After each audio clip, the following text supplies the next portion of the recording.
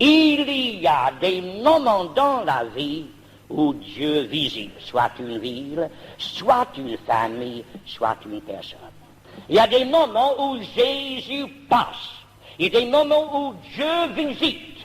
Et c'est à nous de savoir comment saisir ces moments pour notre salut éternel et de ne pas être parmi ceux qui rejettent et qui ne saisissent pas ces moments pour leur perte éternelle.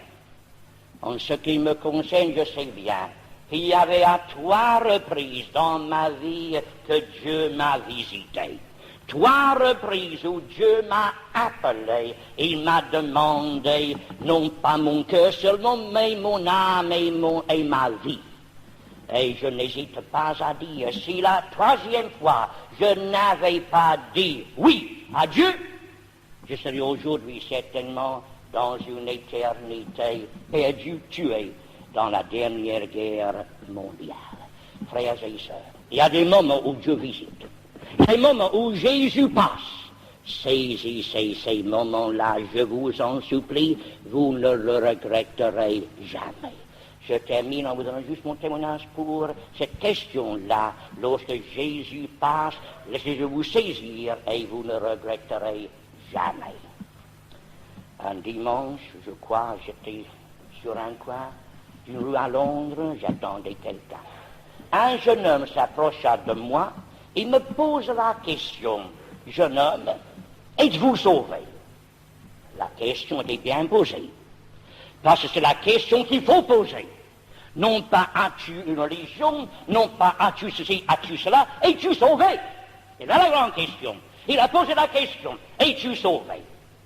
Et moi, qui allais à l'église 3 fois le dimanche, matin, après-midi et soir, eh bien, j'ai dit, écoutez, jeune homme, je vais à l'église 3 fois le dimanche, moi. Et je fais toujours beaucoup de bien et pas bien de mal. Qu'est-ce que j'ai besoin de plus? Eh bien, ce jeune homme aurait pu continuer pour me dire, mais monsieur, ça ne vaut rien tout ça. Ce qu'il vous faut, c'est Jésus, c'est d'être sauvé. Mais je ne l'ai pas fait. Mais je reconnais quand même que derrière ce mot « es-tu sauvé ?» il y avait l'appel de Dieu parce que je savais que je ne l'étais pas. Si on est sauvé, on le sait. Si on ne le sait pas, on ne l'est pas. C'est aussi simple que cela. Moi, je ne l'étais pas, je ne le savais pas. Mais si vous êtes sauvé, vous le savez. Après cela, je rentrais chez moi un soir vers minuit. On a une mission spéciale dans la ville pour ceux qui fréquentaient les cafés et qui buvaient. Je ne fréquentais pas les cafés, je ne buvais pas, mais je rentrais chez moi à 7 heures tardive. Je me suis dit, quoi? Une église ouverte à minuit, il faut que je vois ça. Je suis entré pour voir cette église ouverte à minuit. Et j'ai entendu une prédication qui était vraiment comme il fallait, vraiment sur la croix.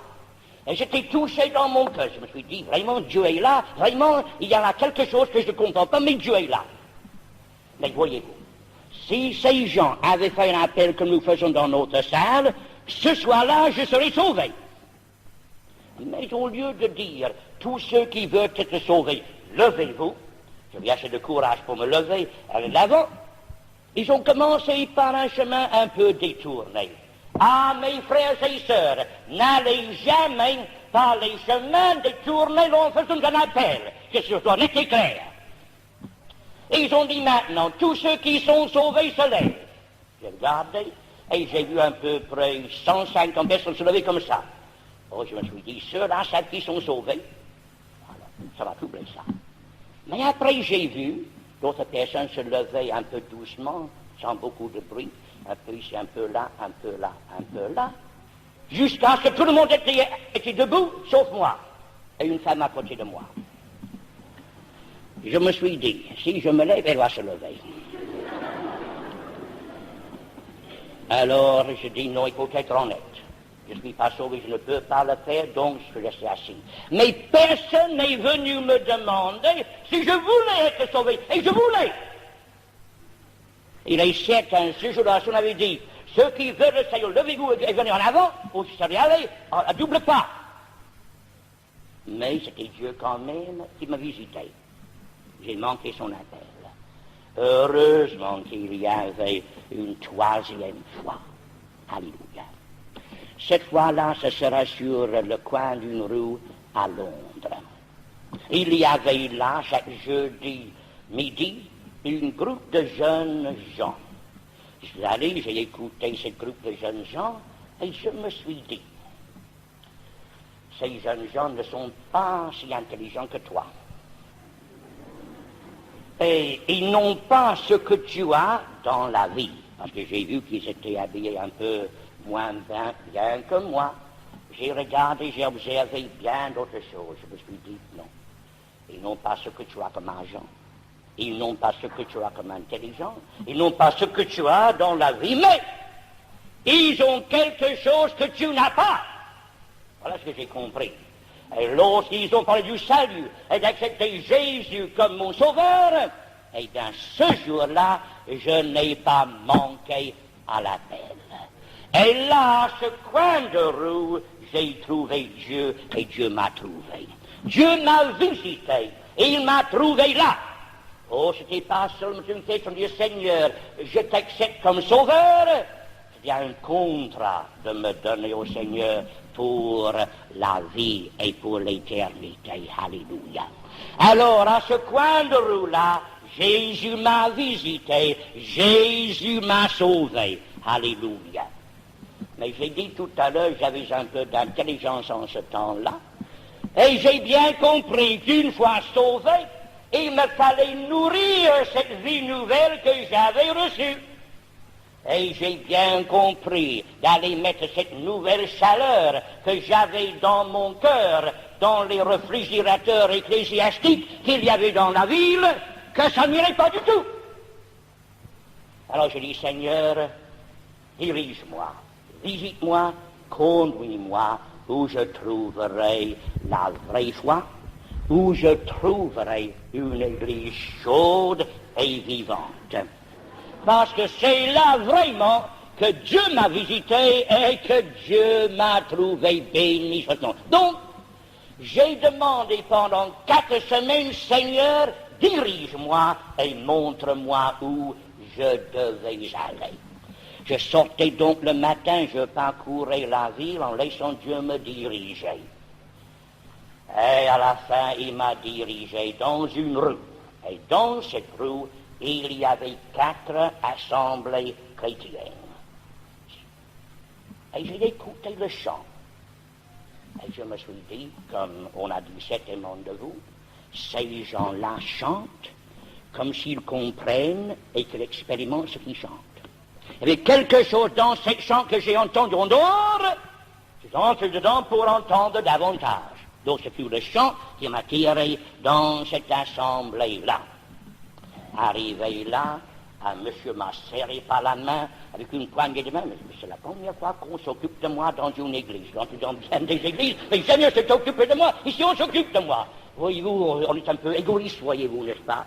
On s'occupe de moi. Donc, on s'est occupé de moi. On me donnait une place, un cantique, on m'a expliqué tout cela, et je me sentis vraiment à mon aise. Mais, ceci, le monsieur qui m'a reçu à la porte, c'était un représentant qui passait souvent dans notre bureau. Et j'ai remarqué cet homme pour son intégrité, pour son honnêteté en toutes choses. Ne sachant pas ce qu'il était, sa vie avait déjà parlé à mon cœur d'homme d'affaires. Alors, lorsque je me trouvais dans cette assemblée, je me suis dit, s'il est là, c'est bon. Ah, mes frères et sœurs, que lorsque le monde entre dans cette salle et que le monde vous voit, que le monde puisse dire, si lui va, c'est bon. Eh bien, c'est là que Dieu m'a sauvé, et c'est là que Dieu me visita. Voyez-vous, j'avais une bénédiction, je dis, il ne faut pas garder ça pour toi, il faut t'apporter ça à ces jeunes gens qui sont au coin de la rue de Londres. Donc, étant sauvés par le moyen, ayant reçu le Saint-Esprit, je me dirigeais vers ces frères pour dire, écoutez, chers amis, je vous remercie beaucoup parce que sur ce coin de rue, Dieu m'a sauvé à travers votre parole. Mais Dieu m'a visité. Et dans cette salle ce soir, Dieu vous visite. Vous êtes là, non pas parce que quelqu'un vous a invité. Vous êtes là non pas par un coup de chance et par un coup d'hasard. Vous êtes là parce que Dieu l'a voulu. Et frères et sœurs, dans cette salle, il se fait beaucoup plus de bien que vous ne le savez. Il y a quelques jours, j'étais dans une ville et j'ai trouvé là une dame et son mari. Je dis une dame et son mari, c'est parce que la dame était prépondérante dans l'affaire. Donc, c'était cette dame et son mari. Eh bien, cette dame m'a dit, est-ce que vous savez, monsieur, où j'ai trouvé le Seigneur? Je dis non. Eh bien, dit-elle, j'étais à Nice pour passer 3 mois de vacances. Je suis allé dans le casino de Paris, j'ai casino de Pala, j'ai payé pas mal d'argent. Et je me suis dit, aujourd'hui, je vais me promener un petit peu. Et je me suis promené dans le boulevard Cimier. Et j'ai entendu quelqu'un chanter là, je vais entrer pour voir ce que c'est. Je suis entré. Et cette femme-là était sauvée la première fois qu'elle est entrée dans cette salle ici à Nice. Elle habite maintenant dans une ville qui s'appelle Dieu-le-Fit. Mais elle est dans le quartier Dieu-le-Fait. Alléluia. C'est beaucoup mieux d'être avec Dieu-le-Fait que Dieu-le-Fit. Donc, cette femme, et je vous prie de croire que c'est une chrétienne d'élite.